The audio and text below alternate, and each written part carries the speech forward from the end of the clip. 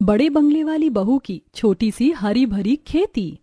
ये है अनुप्रिया जो सुबह सुबह अपना सबसे पसंदीदा काम कर रही है। सब्जियों से इसे इतना प्यार है कि ये सपने में भी सब्जियां उगाती है। आखिर किसान की बेटी जो है। हरे भरे खेत और लटक रही लौकियों को देखकर वहीं पास से कार से गुजर रहा उमेश अपने ड्राइवर से कार खेत के सामने रुकवाता है। इस बात से अनजान के खेत में लौकियों के अलावा भी कोई और है। सूट बूट पहने उमेश कार से नीचे उतरता है, तभी उसकी नजर अनुप्रिया पर पड़ती है और उमेश के कानों में अनुप्रिया की सुरीली आवाज गूंजती है। पियो और पानी पियो, मेरे गोलू मोलू छोटू और अकड़ू सब पानी पियो और हरे भरे हो जाओ। पानी के बिना तुम सब मुरझा गए हो। तभी उमेश अनुप्रिया के पास जाकर, हेलो मिस, अपने सामने सूट बूट पहने उमेश को खड़ा देखकर, जी आप कौन? जी मैं उमेश, मैं यहीं पास से गुजर रहा था, तभी मेरी नजर खेत में लगी हरी भरी लौकियों पर पड़ी, तो सोचा क्यों ना आज ताजी लौकी की सब्जी और कोफ्ते खाए जाएं। अच्छा, तो आप सब्जी लेने आए। बताइए कौन कौन सी सब्जी तोड़ दूं? गोलू मोलू छोटू या अकड़ू? मतलब मैं समझा नहीं। अरे गोलू लौकी, मोलू तुरई, छोटू भिंडी या अकड़ू गोभी। अच्छा, तो आपने सब सब्जियों के पौधों का नामकरण किया हुआ है। आप एक काम करिए, सभी सब्जियां दे दीजिए। अनुप्रिया भिंडी, लौकी, गोभी, तोरई तोड़ने लगती है। उमेश की नजर सब्जियां तोड़ रही अनुप्रिया पर ही टिक जाती है। उसे देखकर उमेश के दिल में अजीब सी हलचल हो रही थी। ये कैसा एहसास है? आज से पहले किसी भी लड़की को देखकर मुझे ऐसा महसूस नहीं हुआ। अनुप्रिया सब्जियां तोड़कर उमेश को देती है। ये लीजिए, इन सभी सब्जियों के पूरे 200 रुपए हुए। सब्जियां लेते और पैसे देते हुए उमेश की नजरें अनुप्रिया की आंखों पर ही टिकी हुई थी। तभी वहां फटे पुराने मैले कपड़े पहने भोलू काका आते हैं। उन्हें देखकर अनुप्रिया, अरे काका, आज बहुत दिन बाद आए हो, सब कुशल मंगल तो है ना? सब कुशल मंगल है बेटी। इतने दिनों बाद आपका मेरे खेत की तरफ आना हुआ, तो जरूर सब्जियां लेने ही आए होंगे। अरे कहीं तो ये तो कहना नहीं चाहती कि मैं तुझसे ऐसे ही मिलने नहीं आ सकता। अरे मैं तो मजाक कर रही हूँ काका, अब आप मुझसे मिलने आ ही गए हो तो भेंट भी लेते जाना। अनुप्रिया लौकी, तुरई, भिंडी और गोभी तोड़कर भोलू काका को दे देती है। बेटी, इतनी सारी सब्जियों का भला मैं क्या करूंगा, और मेरे पास इनकी कीमत चुकाने के पैसे नहीं है। कर दी ना गैरों वाली बात। भला आपसे मैंने कभी पैसे लिए हैं जो आज लूंगी? उमेश की तरफ देखकर भोलू काका, अरे बड़ी प्यारी बच्ची है, हमेशा हम जैसे गरीबों का ख्याल रखती है, भगवान इसका भला करे। दुआएं देते हुए भोलू काका सब्जियां लेकर वहां से चले जाते हैं। उमेश वो सब देख और सुनकर, मुझे ये लड़की बहुत अच्छी लगी, लेकिन कहीं इसने मुझे इम्प्रेस करने के लिए तो ये सब नहीं किया। खैर जो भी हो, मुझे क्या करना है, कौन सा मैं अब दोबारा यहाँ आने वाला हूँ। सोचता हुआ उमेश कार में बैठकर वहां से अपने घर के लिए चल देता है। उमेश का घर एक आलीशान हवेली थी, जिसका मुख्य दरवाजा सफेद संगमरमर से बना था। हवेली के सामने एक बहुत बड़ा गार्डन था, जहां सजावट के लिए ताड़ के पेड़ थे। गुलाब, गेंदा, चमेली जैसे फूलों से सजे हवेली के चारों कोनों में बगीचे थे, और उसे गार्डन के बीचों बीच एक बहुत बड़ा फाउंटेन भी था, जो हवेली के वैभव में 4 चांद लगा रहा था। उमेश की कार मुख्य दरवाजे से अंदर जाकर गार्डन के बीच में बने गलियारे से होती हुई हवेली के दरवाजे के सामने रुकती है। हाथ में अनुप्रिया के से खरीदी हुई सब्जियां उमेश कार से बाहर निकाल कर हवेली के अंदर जाता है। हवेली बाहर से जितनी भव्य थी, अंदर से उतनी ही आलीशान और शाही। हॉल का पूरा इंटीरियर शाही है। हॉल में पहुंचकर उमेश, सलोनी, शेफ सलोनी, जल्दी से हॉल में आओ। शेफ की यूनिफॉर्म पहने सलोनी हॉल में आती है, अनुप्रिया से खरीदी हुई सब्जियां सलोनी को देते हुए। सलोनी, आज लंच में लौकी का हलवा, कोफ्ते और बाकी की सब्जियों को जो भी डिश बनाना हो वो बना लेना। दोपहर के लंच के लिए उमेश और उसकी पूरी फैमिली, उसके मॉम डैड और छोटी सिस्टर डाइनिंग हॉल में संगमरमर के बने डाइनिंग टेबल के चारों तरफ रखी कुर्सियों में बैठे हुए थे। तभी शेफ सलोनी के साथ रवि और सोनू लंच लेकर आते हैं। वो तीनों डाइनिंग टेबल पर लौकी का हलवा, कोफ्ते, पूड़ियां, घिया की सब्जी और गोभी के पराठे सर्व करते हैं। लौकी के हलवे की पहली बाइट लेते ही उमेश, इससे अच्छा लौकी का हलवा मैंने आज तक नहीं खाया। आज के हलवे में कुछ स्पेशल बात है क्या उमेश? ऐसी कोई बात नहीं है डैड। दरअसल जब से उमेश ने अनुप्रिया की आंखें देखी थी, वो उसका ख्याल अपने दिमाग से निकाल ही नहीं पा रहा था। जल्दी जल्दी लंच करके उमेश अपने बेडरूम में जाता है। ये आज उमेश को क्या हो गया? आज कुछ बदला बदला सा लग रहा है। कहीं भैया को इश्क का बुखार तो नहीं चढ़ गया ना? तू फिक्र न कर, अगर तेरे भैया को बुखार चढ़ा भी होगा ना तो मैं उतार दूंगा। उसी दिन रात में छत में खड़ा आसमान में चांद निहारता हुआ उमेश, वो लड़की मेरे दिमाग से निकल क्यों नहीं रही है? क्या सच में वो इतनी अच्छी है या फिर मेरे सामने अच्छा बनने का नाटक कर रही थी? सच्चाई जानने का एक ही तरीका है। ये सोचकर उमेश सुबह ही नाइट ड्रेस पहने अपने साथ रवि और सोनू को फटे पुराने कपड़े पहनाकर अनुप्रिया की अच्छाई परखने कार से उसके खेत पर जाता है। अनुप्रिया के खेत से कुछ ही दूर पर कार पार्क करके पैदल ही सोनू और रवि को अनुप्रिया के पास भेजकर उमेश दूर से उन्हें देखता है। कुछ देर बाद सोनू और रवि अनुप्रिया से लौकी और फूल गोभी लेकर उमेश के पास आता है। उस लड़की ने तुम दोनों से सब्जी के पैसे लिए या ऐसे ही सब्जी दे दी? अरे उमेश बाबा, अनुप्रिया बिटिया दिल की बहुत साफ है। बेटी, मुझे गरीब को कुछ सब्जियां दे देगी तो तेरा बहुत एहसान होगा। मैं बहुत गरीब हूँ दीदी, सब्जियां खरीदने को पैसे नहीं है। क्या मुझे भी सब्जियां दे दोगी? इस गरीब पर तुम्हारा एहसान होगा दीदी। इसमें एहसान वाली कौन सी बात है? भगवान ने अनुप्रिया को इतना कुछ तो दिया है। आप रुको, मैं अभी ताजी ताजी सब्जियां तोड़ कर लाती हूँ। उसके बाद उस लड़की ने हमें इतनी सारी सब्जियां ला कर दी। उस लड़की का नाम अनुप्रिया है और कल उसने मेरे सामने दिखावा नहीं किया था, बल्कि उसका दिल बहुत ही साफ है। हे, ये लड़की मेरी ड्रीम गर्ल है। अनुप्रिया को परखने के बाद उमेश उसे अपनी ड्रीम गर्ल मान बैठता है। उस दिन के बाद बिना अपने घर वालों की जानकारी के उमेश कई बार अनुप्रिया के खेत उसे देखने गया। अनुप्रिया की सादगी और जिंदा दिली उमेश को भा गई थी।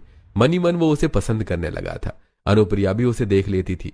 अनुप्रिया से मिलने की बेताबी में उमेश सुबह सुबह ही नाइट सूट पहनकर ही उसके खेत के पास पहुंच जाता था। एक सुबह नाइट सूट पहने ही अनुप्रिया को देखकर उमेश हवेली वापस आता है। तभी हॉल में बैठे उसके मॉम, डैड और छोटी सिस्टर उसके लिए कुछ और ही प्लान कर रहे थे। ये सभी उमेश की शादी के लिए लड़कियों की फोटोज देख रहे थे। मॉम डैड, इतनी सारी लड़कियों में एक भी लड़की मेरे भैया के स्टैंडर्ड की नहीं है। इनमें से कोई क्लास ही नहीं है, ना ही लुक्स और ना ही और कुछ है। तभी वहां उमेश पहुंचता है। Hello mom, dad and my lovely little sister, क्या कर रहे हो आप सब? Good morning Umesh. हम सब क्या कह रहे हैं वो बाद में बताएंगे। पहले तुम बताओ कि तुम ये नाइट ड्रेस पहने कहाँ चले जा रहे हो?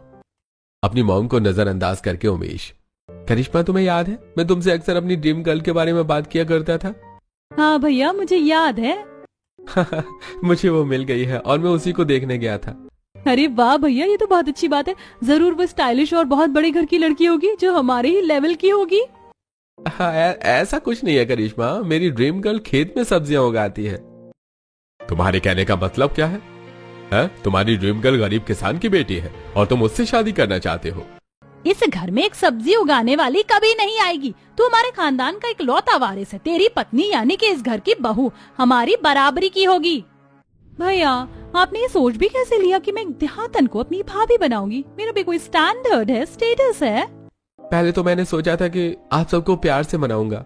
अगर आपकी जिद है कि इस घर में गरीब लड़की नहीं आ सकती, तो अब मेरी भी जिद है कि वही लड़की मेरी पत्नी बनेगी। नहीं तो मैं कभी शादी नहीं करूंगा और हाँ, मैं भी चला जाऊंगा। अगर तू ये घर छोड़कर चला गया तो हमारी कितनी बदनामी होगी। और अगर वो लड़की इस घर में बहू बनकर आ गई तो हमारे स्टेटस और स्टैंडर्ड का क्या होगा? हर कोई स्टैंडर्ड लेकर पैदा नहीं होता है, सभी यहीं से सीखते हैं। तुम किस लिए हो, मैं किस लिए हूँ, उसे अमीरों वाले तौर तरीके सिखा देंगे। उमेश बेटा, अगर तुम्हें वही लड़की पसंद है तो हम तुम्हें रोकेंगे नहीं, कर लो उससे शादी। ठीक है, मैं अभी जाकर अनुप्रिया को बताऊंगा कि मैं उससे प्यार करता हूँ, शादी करना चाहता हूँ। उमेश बिना किसी देरी के अनुप्रिया के पास पहुंच जाता है। उस वक्त अनुप्रिया अपने खेत में बैठी कुछ सोच रही थी। उमेश हिम्मत करके अनुप्रिया के पास जाता है और उसके दोनों हाथ पकड़कर, जब से मैंने तुम्हें देखा है सिर्फ तुम्हारे ख्यालों में खोया रहता हूँ। मैं हर दिन सुबह सुबह तुम्हें देखने यहाँ आता हूँ। मैं तुमसे बहुत प्यार करता हूँ और शादी करना चाहता हूँ।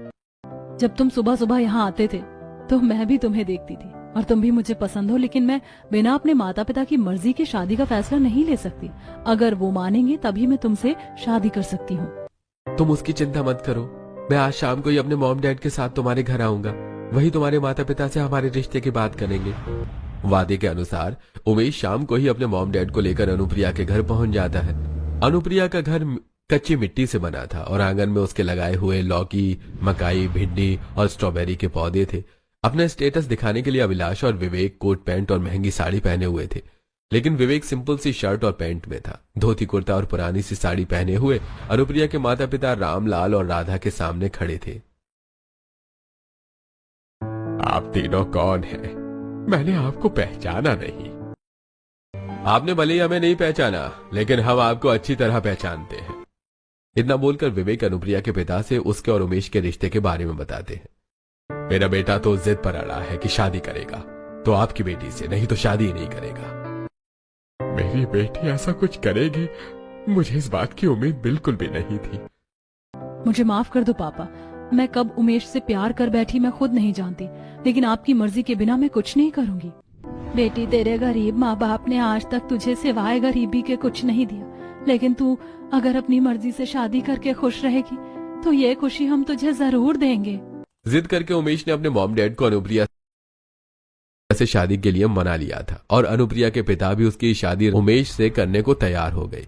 सोसाइटी में अपना स्टेटस बनाए रखने के लिए और ये दिखाने के लिए कि उमेश की शादी अनुप्रिया से खुशी खुशी करवाई है, विवेक और अभिलाषा उन दोनों की शादी धूमधाम से करवाते हैं। अपने घर से शादी के लाल जोड़े और 16 श्रृंगार में शेरवानी पहने उमेश के साथ विदा हो रही अनुप्रिया ससुराल आती है। अनुप्रिया और उमेश संगमरमर के दरवाजे से हवेली तक बनी पगडंडी पर पैदल ही चल रहे थे। हवेली का गार्डन देखकर अनुप्रिया मन में, हे भगवान, इतना बड़ा बंगला मैंने तो सपने में भी नहीं सोचा था। और ये गार्डन तो देखो, इतने बड़े गार्डन में तो मेरे 4-4 खेत समा जाएं। सोच अनुप्रिया सोच, उतने से खेत में तो कितनी सब्जियां उगाती थी और यहाँ तो कितनी सब्जियां और फल उगाएगी। रसीले स्ट्रॉबेरी, भुट्टे, बैंगन, मूली, गाजर, लौकी, भिंडी, आलू और गोभी। उतनी सब्जी और फलों के नाम भी मुझे याद नहीं आ रहे जितने मैं यहाँ उगा सकती हूँ। सोचती हुई अनुप्रिया धीरे धीरे अपने कदम हवेली की तरफ बढ़ा रही थी। अनुप्रिया जो कुछ भी सोच रही थी वो सब अपने दिमाग में इमेजिन भी कर रही थी। भले ही अनुप्रिया की शादी उमेश के मॉम डैड की मर्जी के खिलाफ हुई थी, लेकिन उसके मॉम डैड ने वो सभी रस्में विधिवत निभाई जो नई बहू के स्वागत में की जाती है। अनुप्रिया के गृह प्रवेश के लिए देहली पर चावल से भरा कलश रखा था। कलश में लात मारकर अनुप्रिया ने हवेली के अंदर पहला कदम रखा। अभिलाषा मॉडर्न साड़ी पहने और 16 श्रृंगार की अपने बेटे और बहू की आरती उतारती है। बहू भले ही गरीब घर की है, लेकिन अब तेरा रिश्ता इस खानदान से जुड़ चुका है, तो अब तुझे इस घर के तौर तरीके सीखने होंगे। याद रहे, इस बेमेल रिश्ते में अब तुझे तालमेल बैठाना है। अगले दिन स्टाइलिश साड़ी पहने अभिलाषा लहंगा पहने और 16 श्रृंगार की अनुप्रिया को रसोई की रस्म पूरी करवाने रसोई ले जाती है। रसोई भव्यता और आधुनिकता का मिला जुला स्वरूप थी। अनुप्रिया के ससुराल की रसोई बहुत बड़ी और भव्य है, जहां वो सभी मशीनें और इक्विपमेंट थे जो एक मॉड्यूलर किचन की शान बढ़ाते हैं और पारंपरिक रसोई का मान भी। बाप रे, इतनी बड़ी रसोई! ये रसोई तो मेरे घर से भी बड़ी है और यहाँ ना जाने क्या क्या रखा है। मैंने पहली बार ये सब देखा है। इस हवेली में आकर मुझे ऐसा लग रहा है जैसे मैं दूसरी दुनिया में आ गई हूँ। बहू, मैं जानती हूँ कि ऐसा किचन तुमने जिंदगी में पहली बार देखा है और तुम्हें इनमें से ज्यादातर चीजें इस्तेमाल करनी नहीं आती होंगी, लेकिन तुम चिंता मत करो, तुम्हें कुछ करने की जरूरत नहीं है। खाना इस घर के नौकर बना लेंगे, तुम सिर्फ हाथ लगाकर शुभ कर देना। तभी शेफ सलोनी फ्रिज में से प्रोसेस्ड किया हुआ आलू, मटर और बैंगन निकालती है जो कि एयर टाइट प्लास्टिक में थी। मम्मी जी, ये सब्जियां तो पहले से कटी हुई फ्रिज में रखी हुई हैं। यहाँ आप सब ऐसी सब्जियां खाते हो क्या? ताजी तुरंत खेतों से तोड़कर लाई हुई सब्जी नहीं खाते? ये सारी सब्जियां 100% ऑर्गेनिक और फ्रेश हैं। इस घर में इम्पोर्टेड ऑर्गेनिक सब्जियां आती हैं, किसी खेत से नहीं। बड़े लोग हैं, अगर ये लोग ऐसी सब्जियां खाते तो जरूर पहले से कटी हुई सब्जियों का स्वाद बेहतर होता होगा। अभिलाषा अनुप्रिया को किचन से डाइनिंग हॉल में ले जाती है, जहां का संगमरमर का डाइनिंग टेबल देखकर अनुप्रिया की आंखें खुली की खुली रह जाती हैं। वहां पहले से गाउन पहने करिश्मा, कोट पैंट में विवेक जी और उमेश बैठे हुए थे। बहू, कुछ बताओ अपने बारे में, हम तुम्हारे बारे में ज्यादा कुछ नहीं जानते। पापा जी, मुझे खेती करना है, पौधे उगाना है, उन्हें बड़ा होते हुए देखना है, उनकी देखभाल करना बहुत पसंद है। इस हवेली का गार्डन देखकर जरूर तुम्हारे मन में यहाँ खेती करने का ख्याल आया होगा। भाभी जी, ऐसा ख्याल मन में लाना भी मत। ये तुम बहू से किस टोन में बात कर रही हो करिश्मा? वो भला गार्डन में खेती क्यों करेगी? मैं तो गार्डन में कुछ सब्जियां उगाने का सोच रही थी, लेकिन इन्होंने तो पहले ही लाल सिग्नल दे दिया। सभी आपस में बात कर रहे थे, तभी शेफ सलोनी और घर के बाकी के नौकर स्पेशल डिशेस लेकर वहां आते हैं और सबको सर्व करते हैं। अनुप्रिया के खाने के बर्तनों में हाथ लगाने के बाद सब खाना शुरू करते हैं। अनुप्रिया भी सब्जी पूड़ी खाती है। ये सब्जी कितनी बेस्वाद है, इसमें तो बिल्कुल भी ताजापन नहीं है। मैं नहीं खा सकती ऐसी सब्जी। मुझे तो तुरंत की तोड़ी हुई सब्जियों का स्वाद ही पसंद है। अगर मुझे ताजी सब्जियां खानी है तो कुछ सोचना ही होगा। उसी दिन अनुप्रिया गार्डन में लगे पौधों को पानी देने के बहाने एक कोने में मायके से अपने साथ लाई लौकी, बैंगन, घिया, गोभी और टमाटर के बीज बो देती है और अच्छे से सिंचाई भी करती है। पौधों की सिंचाई करते हुए माली काका सोनू अनुप्रिया को देख लेते हैं। तभी एक दिन अचानक अभिलाषा वहां पहुंचती है और अनुप्रिया की उगाई सब्जियों के पौधे देखकर। सोनू, ओ सोनू, कहाँ हो? जल्दी से इधर आओ। सोनू काका भागते हुए अभिलाषा के पास पहुंचते हैं। जी मालकिन, बड़ी मालकिन बताइए क्या काम है? ये सब्जियां यहाँ किसने उगाई हैं? शायद बहू रानी ने उगाई है। मैं उन्हें अक्सर यहाँ आकर उनकी सिंचाई करते हुए देखता हूँ। इन पौधों को उखाड़ कर फेंक दो, पूरे गार्डन का लुक खराब कर दिया। तभी वहां अनुप्रिया आती है। मम्मी जी, इन पौधों को मत उखाड़िए, ये मेरे गोलू मोलू हैं और इतने बड़े गार्डन में मैं इतने से पौधे उगा लूंगी तो भला क्या हो जाएगा। सब्जियों के पौधों से गार्डन का लुक खराब हो रहा है बहू। मम्मी जी, अब ये उग ही गए हैं तो इन्हें मत उखाड़िए, आगे से मैं ऐसा कुछ भी नहीं करूंगी।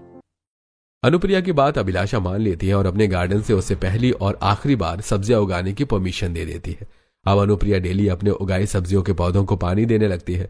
कुछ दिन बाद सभी सब्जियों के पौधों में फूल आते हैं और फिर वो फूल लौकी, घिया, बैंगन और टमाटर में बदल जाते हैं। एक दिन विवेक जी से मिलने उनके पड़ोसी मिश्रा जी और मोहन जी आते हैं। वो तीनों गार्डन में खड़े बातें कर रहे होते हैं। तभी मिश्रा जी और मोहन जी की नजर अनुप्रिया की उगाई सब्जियों पर पड़ती है। अरे मोहन जी, आपने देखा क्या विवेक जी के गार्डन में सब्जियां उग रही हैं? अरे हाँ मिश्रा जी, मेरी नजर में अभी पड़ी।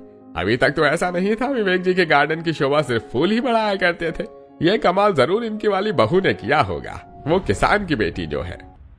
अरे अब किसी की कोई भी आदत इतनी जल्दी छूटती है क्या? विवेक जी बहू ही खेती करने वाली लाए हैं तो वो खेती ही करेगी ना। हम सबने बहू को बहुत समझाया कि गार्डन में ऐसा न करे, लेकिन वो नहीं मानी। बोलती है कि सबको ताजी सब्जियां खिलाएगी जिससे स्वास्थ्य अच्छा रहेगा और ये पहली और आखिरी बार है। वैसे बात तो तुम्हारी बहू सही कह रही है। शहर में ताजी सब्जियां कहाँ मिलती हैं? और फिर सारे हेल्थ इश्यूज खाने पीने की वजह से ही तो आते हैं। अपनी बहू की उगाई सब्जियां मुझे भी खिलाना विवेक जी। अरे तुम भी कैसी बातें कर रहे हो मिश्रा जी, ये 5G का जमाना है। एक क्लिक में ताजी और ऑर्गेनिक सब्जियां जहाँ चाहो वहाँ हाजिर हो जाती हैं। मुझे तो लगता है कि विवेक जी की बहू इनकी नाक कटवा कर ही रहेगी। मिश्रा जी और मोहन जी के ख्याल अनुप्रिया के बारे में अलग थे। वो दोनों अपने विचार विवेक जी से बताने के बाद अपने अपने घर चले जाते हैं। कुछ दिनों बाद अनुप्रिया की उगाई सब्जियां खाने लायक हो जाती हैं, जिन्हें तोड़कर वो किचन में ले जाकर रख देती है। तभी रसोई में सलाद बना रहे सलोनी से। शेफ सलोनी, आज ना तुम सभी घर वालों को ये ताजी सब्जियां बनाकर खिलाओ। वो फ्रिज में रखी बासी सब्जियां मुझे दे दो, मैं उन्हें कचरे में फेंक देती हूँ। लेकिन बहू रानी, करिश्मा दीदी, तुम ननद जी की चिंता मत करो, उनसे मैं बात कर लूंगी। सलोनी फ्रिज में रखी हुई सारी प्रोसेस्ड सब्जियां अनुप्रिया को दे देती है, जिन्हें लेकर वो किचन से बाहर चली जाती है। करिश्मा स्पोर्ट्स वेयर पहनकर किचन में आती है, लौकी छिल रही सलोनी को देखकर। आज अभी तक मेरा ब्रेकफास्ट नहीं बना। दीदी, आज आपकी सारी ऑर्गेनिक सब्जियों के पैकेट बहू रानी ने कचरे में फेंक दिए और आज के खाने में गार्डन में उगी हुई सब्जियां बनाने को कहा है। मॉम, मॉम, कहाँ हो आप? ये क्या हो रहा है इस घर में? करिश्मा की आवाज सुनकर घबराई हुई अभिलाषा किचन में जाती है। क्या हुआ करिश्मा, क्यों इतना चिल्ला रही हो? चिल्लाओ नहीं तो और क्या करूं? आपकी बहू रानी ने सारी ऑर्गेनिक सब्जियां कचड़े में फेंक दी हैं। वो सब घर वालों को अपनी उगाई सब्जियां खिलाना चाहती हैं। अनुप्रिया बहू, कहाँ हो? जल्दी किचन में आओ। घबराई हुई अनुप्रिया किचन में आती है। क्या हुआ मम्मी जी? क्या सोचकर तुमने ऑर्गेनिक सब्जियां कचड़े में फेंकी और अपनी सब्जियां किचन में रखी हैं? अभिलाषा की आवाज सुनकर उमेश भी वहां आ जाता है। ये क्या है मॉम? आप हर वक्त अनुप्रिया को डांटते ही रहते हो। आखिर आज सब लोग ताजी सब्जियां खा लेंगे तो कौन सा बीमार पड़ जाएंगे? पहले भी तो एक बार खा चुके हो और सबने तारीफ भी की थी। उमेश बेटा, तुम्हें तो अनुप्रिया के आगे कुछ दिखता ही नहीं है। तुम्हें पता भी है अनुप्रिया की वजह से हमारे पड़ोसी कैसी कैसी बातें करते हैं। मैंने तो सिर्फ इस घर के लोगों के लिए ताजी सब्जियां ही उगाई हैं और कुछ नहीं। भाभी, अगर आपको ताजी सब्जियां खाने का शौक है तो आप खाइए। मेरी पर्सनल लाइफ में इंटरफेयर करने की कोशिश मत करो। सलोनी, अभी मेरी पसंदीदा सब्जियां ऑनलाइन ऑर्डर करो और मेरे लिए ब्रेकफास्ट बनाओ, जल्दी। सलोनी करिश्मा का ऑर्डर फॉलो करती है। उसी दिन सभी नौकर अपने अपने कामों से फ्री होकर हवेली की छत में इकट्ठे होकर अपनी अपनी यूनिफॉर्म पहने सलोनी, रवि, सोनू और लल्लन आपस में बातें कर रहे होते हैं। कोई इतना गंवार कैसे हो सकता है कि उसे ऑर्गेनिक सब्जियां और घर की उगाई सब्जियों का फर्क ना पता हो? उसे तो खेत और गार्डन में भी फर्क नहीं मालूम। पूरे गार्डन की हालत खेत जैसी कर दी है। अरे आज मैंने सुबह बहू रानी को सब्जियां बेचते हुए देखा है। इसका मतलब ये सारी नौटंकी पैसे कमाने के लिए है। ये लोग उन्हें जेब खर्च नहीं देते होंगे ना, इसीलिए वो ऐसा कर रही हैं। हमारे मालिक लोगों को भी गांव की गवार ही मिली थी। इकलौता बेटा था, अपनी बराबरी में शादी करते। अरे तुम कैसी बातें कर रहे हो? बहू रानी का दिल बहुत साफ है, उसी वजह से तो उमेश बाबा ने उनसे शादी की है। उन सभी की बातें गैलरी में खड़े विवेक जी सुन लेते हैं। तभी गार्डन में लौकी तोड़ रही अनुप्रिया के पास जाते हैं। बहू तुम ये सब अभी बंद कर दो। अनुप्रिया कुछ समझ या बोल पाती उससे पहले ही वहां मिश्रा जी आ जाते हैं। अरे बहू, तुम्हारी गार्डन में उगाई सब्जियों ने तो कमाल कर दिया। मेरी पत्नी डॉक्टर की दी हुई दवाई खा खा कर परेशान हो गई थी। गैस और पेट दर्द ठीक ही नहीं हो रहा था, लेकिन तुम्हारी सब्जियों ने तो जादू कर दिया। जब से वो तुम्हारे गार्डन की ताजी सब्जियां खाने लगी है, उसे बहुत आराम है। मुझे और ताजी सब्जियां दे दो। लौकी और घिया तोड़ती हुई अनुप्रिया। चाचा जी, मैंने आपसे कहा था ना, ताजी और ऑर्गेनिक सब्जियों के नाम से लोगों को बेवकूफ बनाया जा रहा है। आप ही बताओ, कोई भी सब्जी पहले खेत से टूटेगी, फिर वो फैक्ट्री में जाएगी, फिर उसे छीला और काटा जाएगा, फिर पैक किया जाएगा, तब कहीं बाजार में बिकने आएगी। अब आप ही बताओ, इतना सब करने में समय तो लगता है, और फिर कहीं जाकर आप वो सब्जी फ्रेश और ऑर्गेनिक होने की उम्मीद में खरीदेंगे। आप ही बताओ, सुबह की तोड़ी हुई सब्जी शाम तक फ्रेश रहती है क्या? अरे बहू, मेहनती होने के साथ ही तू तो समझदार भी है। किसान की बेटी हूँ चाचा जी, समझदार तो रहूंगी ही।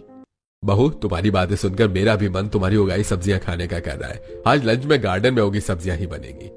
मिश्रा जी लौकी और घिया लेकर वहां से चले जाते हैं। मिश्रा जी और अनुप्रिया की बातें सुनकर विवेक जी का हृदय परिवर्तन हो चुका था। विवेक जी शेफ सलोनी से अनुप्रिया के गार्डन की सब्जियां ही बनवाते हैं, जिसे उनके परिवार के सभी सदस्य डाइनिंग हॉल में बैठकर खाते हुए। क्या बात है शेफ सलोनी, आज तो सब्जी का स्वाद अलग है, बहुत ही टेस्टी लग रही है। आज क्या जादू किया है खाने में, बहुत ही स्वादिष्ट लग रहा है। सच में आज तो मजा आ गया खाना खाकर। बहुत दिनों बाद इतना टेस्टी खाना खाया है। अरे वाह, इन ताजी सब्जियों में स्वाद है। क्या मतलब इन ताजी सब्जियों में? विवेक जी सब लोगों को सच्चाई बताते हैं। हाँ ठीक है ठीक है, ये सब शेफ सलोनी के हाथों का कमाल है, सब्जियों में कुछ नहीं होता। अब खाना खाकर सब लोग अपने अपने रूम में चले जाते हैं। अगले दिन करिश्मा की फ्रेंड तारा उससे मिलने उसके घर आती है। वो दोनों करिश्मा के बेडरूम में बैठी बातें कर रही थी। ये क्या करिश्मा, तुम्हारे गार्डन की क्या हालत हो गई? वहाँ तो सब्जियां उगी हुई हैं। मैं कितना इम्प्रेस थी तुम्हारे घर के गार्डन से। इस एरिया में तुम्हारे घर के गार्डन से बेस्ट कोई गार्डन नहीं था, लेकिन अब देखकर ऐसा लगता है जैसे कि ये गार्डन नहीं खेत है। ये सब मेरी भाभी का किया धरा है। मेरा बस चले तो मैं 1 मिनट में उनकी सब्जियां उखाड़ कर फेंकूं, लेकिन मॉम डैड की वजह से चुप हूँ। अपने बेडरूम में करिश्मा अपनी सहेली तारा से बातें कर रही। उधर गार्डन में अनुप्रिया अपना काम कर रही थी। वो अपनी पुरानी कस्टमर कविता को सब्जी दे रही थी। बहू, तुम्हारी सब्जियां खाकर अब डॉक्टर के चक्कर कम लगते हैं। अच्छा हुआ विवेक जी ने अपने बेटे की शादी तुमसे कर दी, नहीं तो हमें पता ही नहीं चलता कि असली ऑर्गेनिक ताजी सब्जियां कैसी होती हैं। मैं तो कहती हूँ आप भी अपने घर के गार्डन या छत में लौकी, तुरई, भिंडी और बैंगन उगाइए। कविता अनुप्रिया से फूल गोभी लेकर चली जाती है। तभी गुस्से से भरी करिश्मा वहां आती है और बैंगन, घिया और लौकी के पौधे उखाड़ फेंकती है। ये आप क्या करिए नाना जी, वही जो मुझे बहुत पहले कर देना चाहिए था। आपकी वजह से मेरे फ्रेंड्स मुझ पर हंसते हैं। सब्जियों के पौधे उखाड़ने के बाद गुस्से से भरी करिश्मा अपने कमरे में चली जाती है और निराश और दुखी अनुप्रिया हॉल में जाती है, जहां उसके सास ससुर और पति बैठे आपस में बातें कर रहे थे। तभी अनुप्रिया को देखकर विवेक जी, बहू बिल्कुल सही समय पर आई हो, हम तुम्हारे बारे में ही बात कर रहे थे।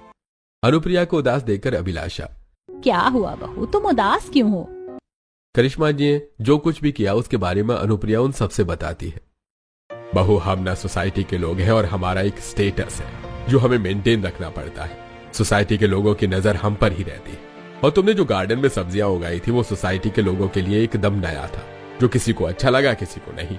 सच बताऊं तो शुरू में मुझे भी पसंद नहीं आया था तुम्हारा घर के गार्डन में सब्जियां उगाना, लेकिन धीरे धीरे लोगों की तारीफ सुनकर और खुद ताजी सब्जियां खाकर मुझे समझ में आ गया कि तुम्हारा तरीका गलत हो सकता है, लेकिन तुम्हारा इंटेंशन बिल्कुल भी गलत नहीं।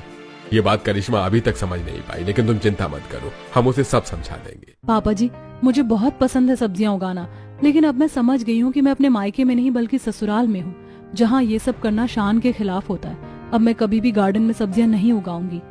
बहू, क्या तुम करिश्मा की बातों का बुरा मानकर फिर से मोहल्ले के लोगों को वही प्रोसेस्ड की हुई सब्जियां खाने को मजबूर कर दोगी, और मुझे भी? तो मैं क्या करूँ पापा जी, मैं अब और आप लोगों को शर्मिंदा नहीं कर सकती। बहू, तुम अपना तरीका बदल दो। क्या मतलब पापा जी? जो काम अब तक तुम अपने हाथों से कर रही थी, वही काम करने के लिए तुम अपने गांव के 2 लोगों को बुला लो जो खेती करना जानते हो। तुम उन्हें बताती जाना क्या करना है, वो करते जाएंगे। और हाँ, हम तुम्हें अपनी मनपसंद सब्जियां उगाने के लिए गार्डन का एक हिस्सा भी दे देंगे। इस तरह तुम ज्यादा सब्जियां उगा पाओगी और सोसाइटी के ज्यादा से ज्यादा लोगों को हेल्दी रख पाओगी। सब्जियां बेचकर जो पैसे मिलेंगे उसी से तुम उन दोनों को सैलरी देते रहना। इस तरह तुम भी खुश, सोसाइटी वाले भी खुश और 2 लोगों को रोजगार भी मिल जाएगा और हमारा स्टेटस भी बना रहेगा। लेकिन पापा जी, ननद जी। तुम उसकी चिंता मत करो बहू, हम सब उसे समझा लेंगे। अगर ऐसी बात है तब तो मैं आज ही अपने गांव से 2 लोगों को यहाँ बुलाती हूँ और आज से ही गार्डन की जुताई शुरू करती हूँ। इस तरह बड़े घर की बहू ने छोटी सी हरी भरी खेती करके अपने अमीर और रईस ससुराल वालों को ताजी सब्जियों का महत्व समझा दिया।